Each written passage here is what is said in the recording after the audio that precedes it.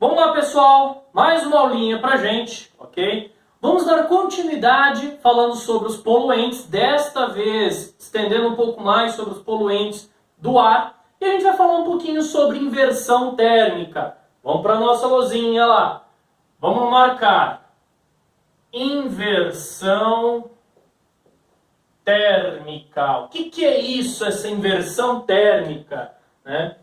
Esse é um fenômeno bastante frequente em cidades e São Paulo é uma dessas cidades que tem essa inversão. Nos meses de inverno, há grande aumento aí dos poluentes. Normalmente as camadas mais próximas aí do solo, né, mais inferiores da atmosfera, que estão próximos ao solo pela ação da radiação solar, esquentam primeiro. Uma vez esquentando, ficam menos densas, sobem na atmosfera. As camadas mais frias, que estão na parte de cima, descem. Esse é o efeito normal. Agora, numa inversão térmica, isso não acontece. Tá? As camadas mais baixas continuam frias. E existe uma camada intermediária de calor, de gases quentes. Então a gente tem aqui, né, a situação da inversão térmica. Olha lá, você percebe que numa situação normal, o ar quente que fica próximo aí à superfície da Terra, ele esquenta, né, sobe na atmosfera e o ar frio desce. Essa é a situação normal. Numa inversão térmica ocorre o contrário. Você tem uma camada de ar quente intermediária. Mais acima você tem ar frio, mais abaixo, próximo ao solo, continua frio. Então não há circulação aí de partículas nem a circulação de ar. Essa ausência de circulação impede que os poluentes venham aí a sair de próximo ao solo. Sabendo dessa situação desses poluentes, vamos falar um pouquinho agora sobre a formação das famosas chuvas ácidas. Outro item também para a nossa lousinha. Chuva ácida. O que é uma chuva ácida, né? É a água em si, quando ela é pura, a gente considera ela com um pH neutro, de 7. Já a água da chuva ela é ligeiramente ácida, pH de 5,6. Isso acontece por conta do gás carbônico associado, que está presente na atmosfera. Ele se associa com as moléculas de água, formando H2CO3, que é o ácido carbônico, tá? Só que em muitas regiões do planeta você tem a associação da água com gases de enxofre. Esses gases de enxofre abaixam mais ainda o pH da água. Vai para 4 pH ou para, em algumas situações, 2,8. Como que isso acontece? De início, para formar as chuvas ácidas, a gente precisa, claro, jogar esses gases de enxofre para a atmosfera. Como que a gente faz esse lançamento? Através da queima de combustíveis fósseis, automóveis e indústrias, principalmente a queima aí de óleo diesel. Você tem essa liberação, tá? Essa precipitação desses sais, desses ácidos, né, de enxofre, se associam com a molécula de água, formando o ácido sulfúrico ou ácido sulfídrico, abaixando cada vez mais o pH da chuva.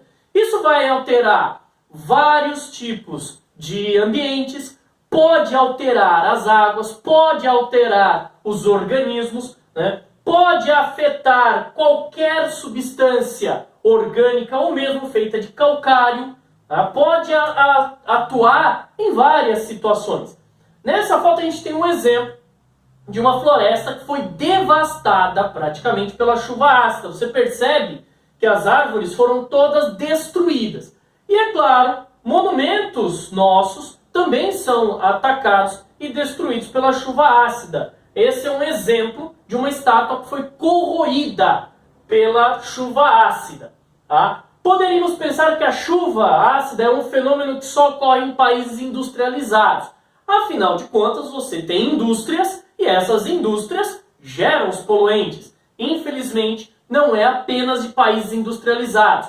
Países com problemas econômicos em desenvolvimento aumentaram o percentual de suas indústrias. Então, quanto mais barato você tiver dentro desses países, que possa gerar mais mão de obra em excesso, independente do tipo de indústria, eles vão começar a produzir mais poluentes. Chegou-se à conclusão até mesmo que algumas empresas achando que se você colocar algum tipo de chaminé mais alta possível, essa chaminé pode jogar esses gases para regiões da atmosfera mais altas, impedindo a formação de chuva ácida, coisa que não acontece. Esse aqui é um exemplo de uma chaminé de uma indústria que a gente tem no município de Mauá, aqui mesmo em São Paulo, né? Algumas dessas chaminés chegam a ser maiores do que isso, com essa intenção. E é claro que não dá resultado. E a última parte para a gente estar comentando é o buraco da camada de ozônio. A gente já ouviu falar muito da camada de ozônio. O que é a camada de ozônio em si? O nosso Sol, ele manda para todas as regiões do universo radiação gama e radiação ultravioleta que pode causar a destruição de qualquer material orgânico.